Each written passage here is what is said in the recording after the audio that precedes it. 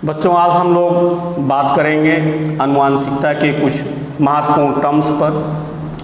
वो टर्म्स, वो शब्दावलियाँ जो प्रायः आनुवांशिकता के जो नियम हैं, चाहे वो मोनोहाइब्रिड क्रॉस हो, डाई हाइब्रिड क्रॉस हो, ट्राई हाइब्रिड क्रॉस हो, टेस्ट क्रॉस हो, बैक क्रॉस हो, लिंग निर्धारण हो, लिंग सहलग्नता हो,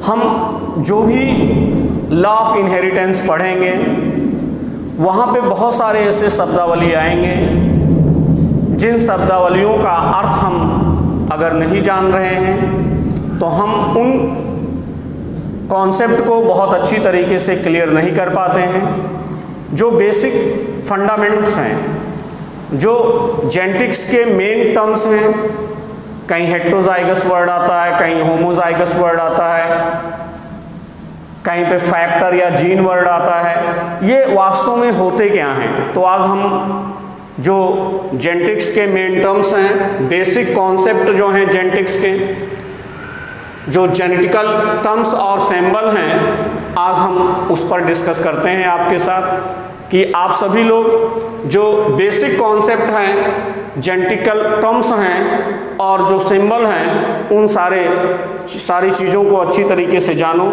जिससे आप लॉ ऑफ इनहेरिटेंस जब हम लोग पढ़ें तो हमें कहीं पे भी कोई असुविधा ना हो। तो हम बात करते हैं जो मेन बेसिक कॉन्सेप्ट हैं, जो मेन जेनेटिकल टर्म्स हैं। तो फर्स्ट जेनेटिकल टर्म्स हम जीन पर बात करेंगे। जीन या फैक्टर या एलिमेंट में, जीन, फैक्टर या एलिमेंट या जीन क्या होता है, या इसे ग्रेगर जॉन मेंडल फैक्टर कहते थे या एलिमेंट भी इसे कहा गया। तो आप जानोगे जीन आनुवांशिकता की इकाई होती है। जीन डीएनए से बने होते हैं और एक जीन एक विशिष्ट लक्षण का निर्धारण करता है। जीन या फैक्टर गुणसूत्र पर पाए जाते हैं और गुणसूत्र जनकों से संतति तक आनुवांशिक लक्षणों का संवहन करते हैं। अर्थात जीन ही हमारे लक्षणों को एक पीढ़ी से दूसरे पीढ़ी में पहुंचाता है। जीन शब्द का प्रयोग जॉनसन ने किया था, किंतु ग्रेगर जॉन मेंडल को जीन के बारे में कोई जानकारी नहीं थी। वो अपने लक्षणों के वंशागत के लिए फैक्टर शब्द या कारक शब्द का प्रयोग करते थे। कारक ही आनुवांशिक लक्षणों के वाहक होते हैं मेंडल के अनुसार, और उन्हीं कारक को वर्तमान में जॉनसन ने जीन शब्द कहा। और जीन आनुवांशिकता की इकाई है, शुद्ध रूप से डीएनए से बने होते हैं और वो गुणसूत्र पर पाए जाते हैं। एक गुणसूत्र पर बहुत सारे जीन होते हैं और वो आनुवांशिक लक्षण को जनक से संतत तक ले जाने का काम करते हैं। तो ये जीन हैं जो फैक्टर के रूप में ग्रेगर जॉन मेंडल के द्वारा बताए गए। दूसरा, होमोलोगस क्रोमोसोम क्या होते हैं, समजात गुणसूत्र क्या होते हैं। तो आप जानोगे कि समजात गुणसूत्र वे गुणसूत्र होते हैं जो मॉर्फोलॉजिकली सिमिलर हों। ऐसे गुणसूत्र जो मॉर्फोलॉजिकली समान हों उन्हें हम समजात गुणसूत्र कहते हैं। नॉन सिस्टर क्रोमैटिड्स होते हैं। हमें पता है कि प्रत्येक डिप्लॉयड सेल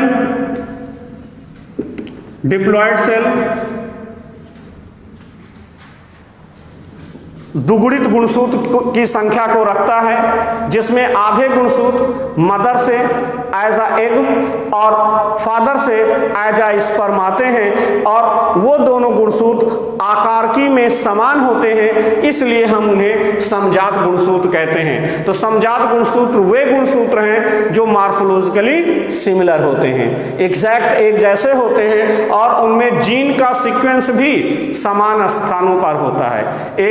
एक निश्चित स्थान पे जीन अनुक्रम दोनों गुणसूत्रों पर पाए जाते हैं। ऐसे गुणसूत्र को हम समजात गुणसूत्र कहते हैं। और हर दुगुणित कोशिका में समजात गुणसूत्र पाए जाते हैं, जिनमें आधा गुणसूत्र उन्हें अपने मेल पेरेंट से और आधा गुणसूत्र उन्हें अपने फीमेल पेरेंट से प्राप्त होता है। तो हमने ये देखा कि होमोलोगस या समजात गुणसूत्र क्या होते हैं। आगे बात करते हैं कैरेक्टर या ट्रैट क्या होते हैं। तो आप ये जानोगे जीवों में आनुवांशिकता के बाद जो लक्षण प्रकट होते हैं, जीवों में जो लक्षण दिखाई देते हैं, जीवों में जो बाहर से दिखाई देता है, फिजिकली जो अपीयर होता है, उस अपीयरेंस को, फिजिकली अपीयर्ड फॉर्म को हम कैरेक्टर या ट्रैट कहते हैं। जीवों में जो बाह्य रूप से दिखाई दे, जैसे लंबापन, बौनापन, झुर्रीदार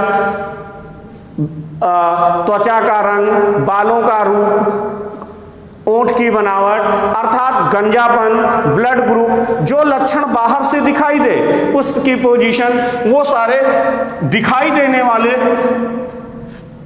लक्षण को ही हम ट्रैट या कैरेक्टर कहते हैं। जो फिजिकली अपीयर हो रहा है, बाहर से दिखाई दे रहा है, मॉर्फोलॉजिकली अपीयर हो रहा है, उसे हम ट्रैट या कैरेक्टर कहते हैं। और इन ट्रैट या कैरेक्टर का जो अल्टरनेटिव फॉर्म होता है, ध्यान देंगे, ट्रैट का अल्टरनेटिव फॉर्म, ट्रैट का अल्टरनेटिव फॉर्म ही एलिलोमॉर्फिक कैरेक्टर कहलाता है। ट्रैट का अल्टरनेटिव फॉर्म, उसका जो विकल्प है, उसका दूसरा रूप जो है, वो अल्टरनेटिव फॉर्म, लक्षणों का अल्टरनेटिव फॉर्म ही एलिलोमॉर्फिक कैरेक्टर कहलाता है। जैसे याद रखेंगे आप, आपने मेंडल के 7 अल्टरनेटिव फॉर्म आपको बताया है मैंने, मीन्स 7 एलिलोमॉर्फिक कैरेक्टर मैंने आपको बताए हैं। जैसे टाल का आपने देखा ड्वार्फ है, आपने गोल का, राउंड का, रिंकल्ड आपने देखा, एक्सियल का, टर्मिनल आपने देखा, इनफ्लेटेड का, कॉन्स्ट्रिक्टेड देखा। इस तरीके के जो अल्टरनेटिव फॉर्म है, उन अल्टरनेटिव फॉर्म को हम एलिलोमॉर्फिक कैरेक्टर कहते हैं। और जीवों में जो फिजिकली अपीयर होता है, उसे हम ट्रैट कहते हैं। और ट्रैट का अल्टरनेटिव फॉर्म एलिलोमॉर्फिक कैरेक्टर कहलाता है। और इसी से संबंधित एलील है। एलील क्या होता है? एलील तुलनात्मक लक्षणों के जोड़े वाले जीन को हम एलील कहते हैं। जैसे इन एलिलोमॉर्फिक कैरेक्टर को दर्शाने के लिए, एलिलोमॉर्फिक कैरेक्टर को दर्शाने के लिए जो रेस्पॉन्सिबल जीन होते हैं, उन जीन को हम एलील कहते हैं, एलील कहते हैं। एलिलोमॉर्फिक कैरेक्टर को डिनोट करने वाले जो जीन होते हैं, उन्हें हम एलील कहते हैं। जैसे गुणसूत्र पर बहुत सारे जीन अलग अलग होमोलोगस क्रोमोसोम पर होते हैं। जैसे ये क्रोमोसोम को आप देखेंगे कि ये क्रोमोसोम है। अब यहाँ पे जैसे अलग अलग जीन हैं इस स्थान पर, और इन अलग अलग जीन को हम दर्शाने के लिए, जैसे एलील फॉर पोर्ट शेप, ये एलील जो है यहाँ पे एलील फॉर पॉड शेप, ये फली के शेप को मेंटेन करने वाले जीन होते हैं। ये जीन ही जो एलिलोमॉर्फिक कैरेक्टर को रिप्रेजेंट कर रहे हैं। इसी तरीके से allele for colour of flower, ये यहाँ पे एलील जो है ये फ्लावर के कलर को, ये एलील फ्लावर के कलर को रिप्रेजेंट करते हैं। और इसी तरीके से दोनों होमोलोगस क्रोमोसोम पर ये जो एलील हैं, ये एलील स्टेम की लेंथ को, ये स्टेम की लेंथ को रिप्रेजेंट करते हैं। तो एलिलोमॉर्फिक कैरेक्टर को रिप्रेजेंट करने वाले जो जीन हैं, उन्हीं जीन को हम एलील कहते हैं। और ये एलील होमोलोगस क्रोमोसोम पर समान स्थान पर स्थित होते हैं। और जीन जिस स्थान पर गुणसूत्र पर स्थित होते हैं, उसे हम लोकस बोलते हैं, लोकस बोलते हैं। जिन स्थान पर जीन स्थित होते हैं गुणसूत्र पर, उस स्थान को हम लोकस बोलते हैं। तो इस तरीके से हमने देखा कि एलील क्या होता है। अब आप देखेंगे कि जीनोटाइप वर्ड और फिनोटाइप टर्म्स क्या होते हैं। जीनोटाइप और फिनोटाइप क्या होते हैं? तो जीनोटाइप और फिनोटाइप को आप समझेंगे। जीनोटाइप और फिनोटाइप, फिनोटाइप वो होते हैं जो लक्षण बाह्य रूप से प्रकट होता है। जब भी हम कोई फ्रेश क्रॉस कराते हैं, जैसे फ्रेश क्रॉस हमने कराया, टाल और ड्वार्फ प्लांट में क्रॉस कराया, तो गैमेटोजेनेसिस में गैमीट डेवलप हुए, और क्रॉस कराने के बाद F1 जनरेशन हमको मिल रही है, F1 जनरेशन हमको मिल रही है। और इस F1 जनरेशन के इस प्लांट में जो करैक्टर बाहर से दिखाई देगा वो करैक्टर हम कहेंगे फिनोटाइप करैक्टर है, जो फिजिकली अपीयर हो।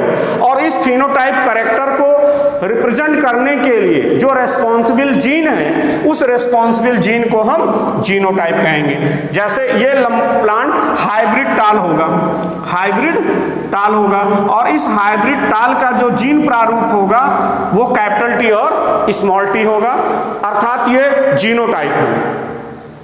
ये जीनोटाइप होते हैं, और जीनोटाइप बेसिकली जीन प्रारूप होते हैं जो उस फिनोटाइप को डेवलप करने के लिए रेस्पॉन्सिबल होते हैं। तो यूजुअली जब भी कोई फ्रेश क्रॉस किया जाएगा या सेल्फ क्रॉस किया जाएगा, F2 F3 जनरेशन में हम जाएंगे तो वहाँ पे हम जीनोटाइप और फिनोटाइप वर्ड पाएंगे, जिससे हम बहुत अच्छी तरीके से जीनोटिपिक रेशियो और फिनोटाइपिक रेशियो बता पाएंगे। जैसा कि आप मोनोहाइब्रिड क्रॉस में पढ़ेंगे कि मोनोहाइब्रिड क्रॉस में जो जीनोटाइपिक रेशियो होता है 1:2:1 होता है, और फिनोटिपिक रेशियो जो होता है वो 3:1 होता है। तो अगर हम इन चीज़ों को जानते हैं कि जीनोटाइप क्या है, फिनोटाइप क्या है, तो हम अपने रेशियो को बहुत आसानी के साथ दे सकते हैं। तो आपने देखा कि जो लक्षण बाहर से दिखाई दे फ्रेश क्रॉस कराने के बाद, उस क्रॉस के द्वारा जो रिप्रेजेंट हो रहा है करैक्टर वो फिनोटाइप है, और उस फिनोटाइप को मेंटेन करने वाला जो रिस्पॉन्सिबल जीन है वो उसका जेनेटिक जीनोटाइप होता है, मींस जेनेटिक कॉन्फ़िगरेशन उसका जीनोटाइप कहलाता है। और जो करैक्टर एक्सटर्नली या फिजिकली अपीयर होता है उसे हम फिनोटाइप कहते हैं। आगे अब हम बात करते हैं होमोजाइगस और हेटेरोजाइगस कंडीशन क्या होता है। होमोजाइगस और हेटेरोजाइगस कंडीशन क्या होता है? जब भी कोई क्रॉस किया जाएगा, अगर जीनोटाइप एग्जैक्ट जीनोटाइप का जो पेयर है अगर एग्जैक्ट सिमिलर है, जब भी कोई क्रॉस किया जाएगा, चाहे वो पेरेंटल क्रॉस फ्रेश क्रॉस किए जा रहे हों या F2 क्रॉस किए जा रहे हों या F3 जनरेशन में हम जा रहे हैं, कोई भी क्रॉस किया जा रहा है, उस क्रॉस में अगर दोनों एलील एग्जैक्ट हैं, जैसे कैपिटल टी कैपिटल आर, अगर इस तरीके की कंडीशन है तो इसे हम होमोजाइगस कंडीशन बोलते हैं, या इस तरीके की कंडीशन है होमोजाइगस कंडीशन बोलते हैं। मतलब दोनों रेस्पॉन्सिबल एलील्स जो हैं वो एग्जैक्ट सिमिलर हैं। और अगर ये इस तरीके से है capital T capital R capital A small A, अगर इस तरीके का जीन प्रारूप आ रहा है तो इसे हम हेटेरोजाइगस बोलते हैं। तो हेटेरोजाइगस एंड होमोजाइगस भी हमें बहुत अच्छी तरीके से याद रखना होगा कि होमोजाइगस में दोनों जो जीन हैं वो समान होंगे और हेटेरोजाइगस में असमान होंगे, मीन्स एक कैपिटल लेटर में होगा और दूसरा स्मॉल लेटर में होगा, तब हम इसे जो है हेटेरोजाइगस कंडीशन बताते हैं। उसके साथ अब बात करते हैं क्रॉस या हाइब्रिडाइजेशन या आर्टिफिशियल क्रॉस क्या होता है। तो क्रॉस या हाइब्रिडाइजेशन या आर्टिफिशियल पोलिनेशन यह एक सेक्सुअल प्रोसेस का एक्ट है। यह लैंगिक जनन की एक प्रक्रिया है जो एक्सपेरिमेंटली पर्पस के लिए वैज्ञानिकों के द्वारा किया जाता है। दो वांछित पौधों के बीच क्रॉस कराया जाता है कृत्रिम रूप से। जब किसी पौधों में अनुसंधान केंद्रों में कृत्रिम रूप से क्रॉस कराया जाए, उनके बीच कृत्रिम रूप से लैंगिक जनन कराया जाए, तो वो घटना क्रॉस या हाइब्रिडाइजेशन या आर्टिफिशियल पोलिनेशन कहलाता है। इस आर्टिफिशियल पोलिनेशन या हाइब्रिडाइजेशन को कराने के लिए इमास्कुलेशन और बैगिंग दो स्टेप हैं जिनके द्वारा हम द्विलिंगी पुष्पों में अपरिपक्व अवस्था में ही उनके पुंकेसरों को काट देते हैं, बैगिंग कर देते हैं, जिससे हम अनडिजायरेबल पोलन को पोलिनेट होने से बचाते हैं और फिर डिजायरेबल करैक्टर वाले पोलन से उनका पोलिनेशन करा के हम प्लांट को डेवलप करते हैं और हाइब्रिडाइजेशन के द्वारा ही हाइब्रिड प्लांट बनाया जाता है। यह एक लैंगिक जनन की प्रक्रिया है जो वैज्ञानिकों के द्वारा अनुसंधान केंद्रों में किया जाता है। इसकी शुरुआत हाइब्रिडाइजेशन के जो जनक हैं वो ग्रेगर जॉन मेंडल हैं, जिन्होंने दो डिजायरेबल प्लांट के बीच, दो अलग अलग वांछित पौधों के बीच उनके बीच क्रॉस कराया, हाइब्रिडाइजेशन कराया, इमास्कुलेशन और बैगिंग के माध्यम से। तो आप ये भी याद रखेंगे क्रॉस या हाइब्रिडाइजेशन या आर्टिफिशियल पॉलिनेशन क्या होता है। आगे बात करते हैं मोनोहाइब्रिड क्रॉस क्या होता है। जब एक ही आनुवांशिक लक्षण के, जब ओनली सिंगल एक ही आनुवांशिक लक्षण की वंशागत का अध्ययन किया जाए तो उसे हम मोनोहाइब्रिड क्रॉस कहते हैं। जब हम एक साथ दो आनुवांशिक लक्षणों का, जैसे एक के साथ हम सिर्फ लंबापन और बौनापन का अध्ययन करें तो इसे हम मोनोहाइब्रिड क्रॉस कहते हैं। डाइहाइब्रिड में हम किसी पौधे के दो आनुवांशिक लक्षणों की वंशागत का अध्ययन एक साथ करेंगे। यहां पे हम टू कैरेक्टर को एक साथ लेकर के उनकी इनहेरिटेंस को फॉलो करते हैं, जैसे राउंड येलो और रिंकल्ड ग्रीन, अर्थात एक जोड़ी दो आनुवांशिक लक्षणों की वंशागत का अध्ययन एक साथ किया जा रहा है। पॉलीहाइब्रिड में एक साथ दो से अधिक लक्षणों का वंशागत का अध्ययन किया जाता है, जिसे यूजुअली एग्जाम्पल के तौर पे याद रखेंगे आप try hybrid cross. Try hybrid cross में 3 आनुवांशिक लक्षण एक साथ अध्ययन किए जाते हैं, जिससे आप कह सकते हैं कि टाल, round, yellow crossed with dwarf, wrinkled and green, इनके साथ क्रॉस किया जाता है। 3 आनुवांशिक लक्षणों का वंशागत एक साथ अगर फॉलो किया जाता है तो उसे हम ट्राई हाइब्रिड या पॉलीहाइब्रिड क्रॉस कहते हैं। 2 आनुवांशिक लक्षणों का अध्ययन एक साथ किया जाता है तो उसे हम डाइहाइब्रिड कहते हैं। और एक सिंगल कैरेक्टर का अगर हम वंशागत अध्ययन करते हैं तो उसे हम मोनोहाइब्रिड क्रॉस कहते हैं। तो इस तरीके से हमने देखा कि जो अलग अलग क्रॉस हैं उनके बारे में भी हमने जानकारी प्राप्त की।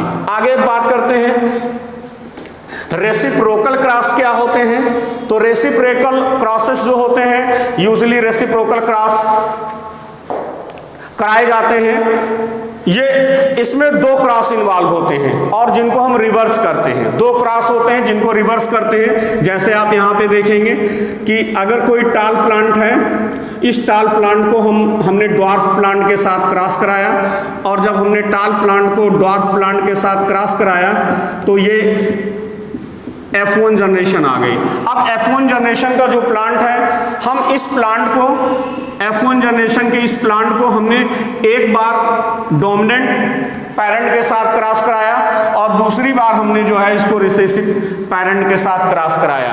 अब हम ध्यान देंगे कि अगर हम फर्स्ट बार डोमिनेंट पेरेंट को मेल मान रहे हैं तो हम रिसेसिव पेरेंट को फीमेल मानेंगे, और अब हम जब दोबारा कराएंगे तो डोमिनेंट पेरेंट को हम फीमेल मानेंगे और रिसेसिव पेरेंट को हम मेल मानेंगे। इस तरीके से हम सेक्सेस को रिवर्स कर देते हैं। सपोज जैसे ए मेल है और बी फीमेल है, अब हम इसको रिवर्स करेंगे तो बी जो है as a male and A as a female. ये रेसिप्रोकल क्रॉस होता है जिसमें हम सेक्स को, ये डबल क्रॉस होता है जिसमें हम सेक्स को रिवर्स कर देते हैं। इसका बेनिफिट क्या होता है कि इससे हम जो रेशियो देते हैं जीनोटिपिक और फिनोटिपिक का, वो हमारा क्लियर हो जाता है रेसिप्रोकल क्रॉस के माध्यम से। इसी तरीके से F1 और F2 क्या होता है, जब कोई फ्रेश क्रॉस कराया जाता है, जैसे टॉल और ड्वार्फ के बीच क्रॉस कराया गया, तो जो फर्स्ट प्रोजीनी अपीयर होता है उसे हम F1 या फर्स्ट फिलियल जनरेशन, प्रथम संतत पीढ़ी कहते हैं। फ्रेश क्रॉस के द्वारा जो पहली बार प्रोजीनी अपीयर होगा उसे हम प्रथम संतत पीढ़ी या फर्स्ट फिलियल जनरेशन कहते हैं। अब F1 से सेल्फिंग के through F2 second filial generation, F3 third filial generation हम प्राप्त करते हैं। तो फर्स्ट क्रॉस जो कराया जाता है उससे F1 पीढ़ी हमें मिलती है, और उनसे F1 में सेल्फिंग के थ्रू, याद रखेंगे जो F1 मिलेगा वो क्रॉस के थ्रू मिलेगा, आर्टिफिशियल से मिलेगा, और उनमें सेल्फिंग कराएंगे जो नेचुरल कंडीशन से होता है, जिसमें किसी भी तरीके के ह्यूमन इंटरफेरेंस नहीं होता, तो हमें F2 और F3 जनरेशन भी इजीली मिल जाती है। अब बैक क्रॉस पे बात कर लेते हैं थोड़ा सा। बैक क्रॉस क्या होते हैं? तो बैक क्रॉस आप इस डायग्राम के अकॉर्डिंग थोड़ा सा देखेंगे। जब F1 प्रोजीनी का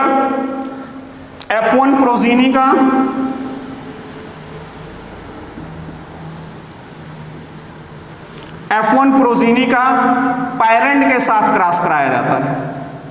F1 प्रोजीनी का पेरेंट के साथ हम क्रॉस कराते हैं तो उसे हम बैक क्रॉस कहते हैं।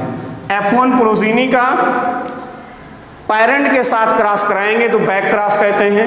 अब F1 प्रोजीनी का पेरेंट क्या है? पेरेंट दो है हमारे यहाँ पे, एक पेरेंट डोमिनेंट है और दूसरा पेरेंट हमारा रिसेसिव है। दोनों से बारी बारी अगर हम क्रॉस कराते हैं तो उसे हम बैक क्रॉस कहते हैं। अब बैक क्रॉस के बाद हम बात करते हैं टेस्ट क्रॉस। टेस्ट क्रॉस वो क्रॉस होता है जिसमें F1 प्रोजीनी का पेरेंटल जनरेशन के रिसेसिव पेरेंट के साथ कराते हैं। ध्यान रखेंगे, F1 प्रोजीनी का पेरेंटल जनरेशन के रिसेसिव पेरेंट के साथ क्रॉस कराते हैं, उसे हम टेस्ट क्रॉस कहते हैं। जैसे आप देखेंगे कि F1 progeny capital T small t cross with parental generation recessive plant small t, मतलब होमोजाइगस ड्वार्फ। अब इनके साथ ये जो क्रॉस बनता है ये क्रॉस हमारा टेस्ट क्रॉस कहलाता है। और अगर हम F1 प्रोजीनी को दोनों पेरेंट से कराते हैं, पीछे जाते हैं, तो उसे हम बैक क्रॉस कहते हैं। और लास्ट टर्म पे हम बात करेंगे, जो हमारा लास्ट टर्म्स है वो है फिनोकॉपी। फिनोकॉपी क्या होते हैं? तो ये भी बहुत सिंपली है, आप जानेंगे कि जब अलग अलग जीनोटाइप को अलग अलग वातावरण में रखा जाए, अलग अलग जीनोटाइप को, different kind of genotype are developed in different kind of environmental condition but they give similar phenotypic character are called phenocopy. जब अलग अलग जीनोटाइप को अलग अलग वातावरण में रखा जाए और उनके द्वारा समान फिनोटाइप मिले, different genotype and different environmental condition but similar phenotype character, such condition are called phenocopy. तो आपने देखा कि ये हमारे पास बहुत सारे ऐसे बेसिक कॉन्सेप्ट हैं, वो हमारे बेसिक कॉन्सेप्ट क्लियर हो गए होंगे। जो जेनेटिकल टर्म्स हैं, जो ऑलरेडी सारे जो मैकेनिज्म है जेनेटिक्स की, जो भी लॉ हैं, वहाँ पे हम पढ़ेंगे तो हमें ऐसे टर्म्स ऑलरेडी मिलेंगे और हम इन टर्म्स के बारे में पहले से जान चुके हैं, तो वहाँ पे हमें कोई असुविधा नहीं होगी। तो इस तरीके से बच्चों आज आपको जो जेनेटिक्स के मेन टर्म्स हैं उनके बारे में एक इंफॉर्मेशन दिया गया। हमें उम्मीद है कि आप लोगों को जेनेटिकल टर्म्स तैयार हो गए होंगे और वो आपको भविष्य में जब भी कोई जेनेटिक्स का क्वेश्चन आएगा उसका एनालिसिस करेंगे, उनके रेशियो बताने पड़ेंगे, उनमें रिसेसिव और डोमिनेंट कंडीशन के बीच रेशियो बनाने पड़ेंगे, जीनोटिपिक एंड फिनोटिपिक रेशियो आपको देने पड़ेंगे, या पेडिग्री एनालिसिस करने पड़ेंगे, या ब्लड ग्रुप का निर्धारण करना पड़ेगा, या आपको सेक्स डिटर्मिनेशन की प्रोसेस पढ़नी पड़ेगी। तो आपको इन शब्दों से बारे में जो जानकारी प्राप्त हुई है ये शब्द आपको वहाँ पे मिलेंगे, जिससे आपका वो कॉन्सेप्ट बहुत अच्छी तरीके से क्लियर होगा। तो हम उम्मीद करते हैं कि आपको इस वीडियो से पूरा लाभ मिलेगा और आप जेनेटिक्स के बेसिक टर्म्स सीख चुके होंगे। Okay, thanks to all.